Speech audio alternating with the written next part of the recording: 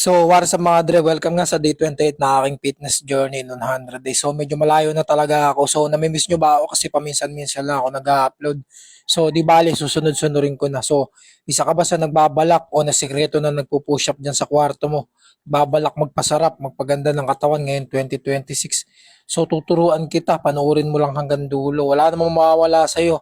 So, hihingi lang nga ako ng isang pabor mga dre. So, follow mo na rin ako. So, sa mga di nakakakilala sa akin o ngayon pala nakakapanood ng mga video na to. So, tuturo ako ng mga basic form. Kung ano man yung mga ginagawa ko, yun yung mga dapat mong ginagawa ng mga tamang form. Kasi sayang naman kung mapipilayan ka lang tapos hindi mo naman nahihit yung target mo talaga. So, nagsasayang ka lang ng bayad sa gym. Hindi naman porket nagpunta ka sa gym, nagbuhat-buhat ka dun, lalaki na talaga yun. Kailangan talaga may focus ka na pinapalaki o kailangan meron ka talaga mga program para mabilis kang mag-improve. So, tulad nga nito, sinimulan natin ng stretching mga dre. So, kasunod na stretching, eto, squat na walang plates. So, mas maganda to kung yung gym nyo maganda kasi dito lang ako nakakapag-vlog sa aming bakal gym. So, yung gym namin, hindi naman masyadong kagandahan pero so, yung ginagawa ko nga dito, mga basic form lang siya. So, kung meron naman machine, maganda rin naman yung machine. Pero, pag sa ganito ka nga nagbubuhat, mas balanse ka. Tapos, mas nakukuha mo talaga yung tamang mga balanse. Tulad dyan sa squat. Pag hindi balanse yung pagbubuhat mo dyan, tatagilid ka. Lalo kung mabigat na. So, sinisimulan ko nga pala yung workout ko dito sa legs sa squat. Yan talaga, king of all king yan. Kapag legs na yung binubuhat mo. Sinasabayan ko na nga rin siya niyan. Ayan. Yan yung ginagawa ko pag para palakihin din yung likod ng binti ko. Ayun, nakikita nyo yung muscle, di ba? Nagagalit.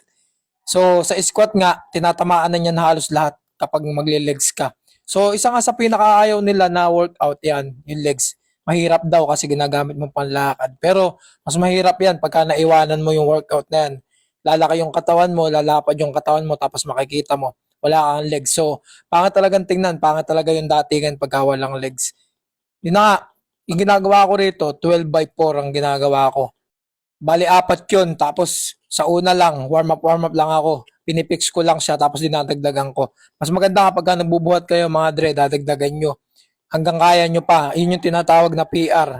Mentras kasi nagdadagdag ka mga dre, mas lalong tumatama doon. So kung ano man yung pinapatamaan ng muscle tulad dito, pagka nagdadagdag ka, mas lalo yung tinatamaan, mas lalo yan nasisira. So ano nga bang dapat gawin pagkayaring mag-gym?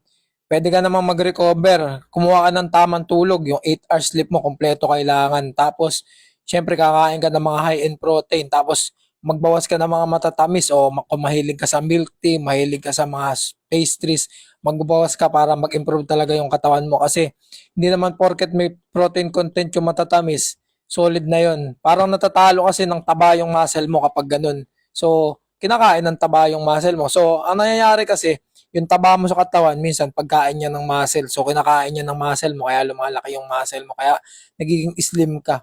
So, yun na nga mga dre, masyadong malalim na yung mga paliwanag ko. So, balik nga tayo dito sa workout. Kasunod nga mga dre, yung sa machine. Yun, tulad doon. Mag-squat ka, squat machine yung tawag doon. So, paulit-ulit lang naman yung ginagawa ko dito sa legs. Kung nanonood kayo sa akin, yung mga upload ko paulit-ulit lang. Pagkatapos ito, so, kinukuha ko na yung PR ko dyan mga dre. So, sa mga nakaraang vlog ko, hindi ako nagpi-PR ng ganyan. 200 pounds sa legs lang. Tapos dito naman, medyo ginagaanan ko kasi medyo mabigat talaga dito. So, itong workout na to, tumatama to sa likuran. Pero pinakatama nito mga dre, sa likod ng binte tapos sa puwet mga dre. So, yun nga mga dre, dati pinagtatawanan nila ako about sa workout ko tapos mahilig pa akong mag-jogging sa parang pinagtatawanan nila ako, bakit daw ako ganun. So, kalaunan mga dre, nung lumaki na yung katawan ko, nag improve na, nagtatanong na sila kung paano yung ginagawa kong exercise, tatanong na nila kung paano ako ma-maintain. Siyempre mga dre, 30 years old naman na ako. So, sabi nga nila, pag 30 years old ka na, halos natutunaw na yung muscle mo, hindi na siya nagbibuild ng katulad ng bata-bata ka pa. Kaya rin nga mga dre, dito naman tayo. So, sa ginagawa ko nga dito mga dre, superset yung tinatawag ko rito. So, magsisimula ako ng 20 pounds, tapos babawasan ko siya. Kasunod 15. So, 12 by 12, mas maganda mga dre kung nadadagdagan nyo. Mas maganda yan. Yung halos puputok na yung braso nyo. Sinasabi nga nila mga dre, pagka nagpo-post ako ng mga ganito, pangmayaman lang daw yung activities na to. So, pangmayaman lang din naman yung ospital kapag minsan gusto mong mag-private kapag nagkakasakit ka.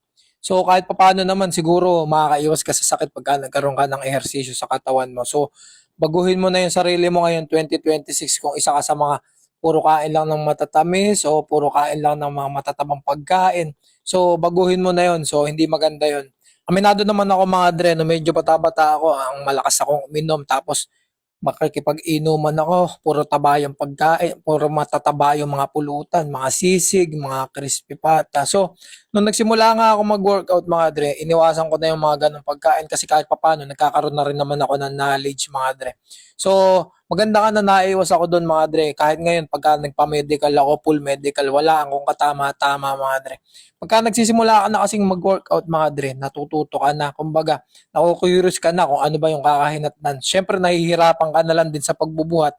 Tapos kakain ka pa ng mga matatamang pagkain, mga matatamis na pagkain. So parang walang epekto. Kaya kailangan mo rin, meron ka rin diet plan, meron ka rin kinakain ng mga high protein tulad ng mga itlog, ayan, mga chicken breast. So di ko naman sinasabi na araw-araw kang kumain ng ganun. So hindi ka naman athlete na magpapaganda ng katawan ng sobra. So kung katulad lang din tayo na for healthy lifestyle lang tapos kung maganda lang sa katawan mo, macho ka, so maganda lang din sa damit, pumipit yung damit kung ano man yung bilin mo na bumabagay sa'yo. So pwede ka na sa mga lutong bahay katulad ko. Halos lutong bahay na lang din yung kung ano yung nakahain, yun yung kinakain ko.